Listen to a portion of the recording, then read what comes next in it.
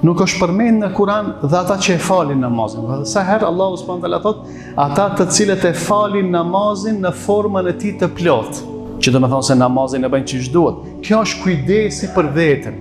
Nuk ka punë mas besimit, normal, ama për veprave të gjymtyrëve, me të cilin njeri tregon kujdes për veten, se do me shpëtu veten.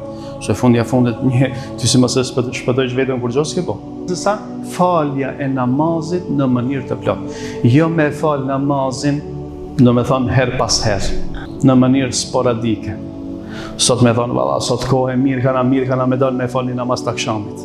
Jo, nuk ka diçka që garanton shpëtimin tanë si besimtar në jetën e kësaj bote, nëse ti namazin nuk e ke numër 1 në jetë. Namazin a je në tokë, a je në det, a je në hava, a je në tokë, a je në aeroplan, a je në anija, a je në kërë, a je të arë, a je, do me thonë, duke ndrejt shkerin, mekanika, zanatët e ndry... Ti dush me falë namazin, kur t'vje vakti namazin. Thot për mësam, puna e parë për të cilën do të llogaritet njeriu në ditën e gjykimit është namazin.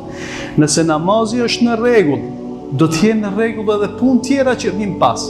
Për shembull, ja ka nis dikush më fal pin 30 vjet, pin 40 vjet, dikush pin 50 vjet, dikush në pleçni, ani mirë, në rregull. Ja ka nis më fal, bëhu i rregullt namaz.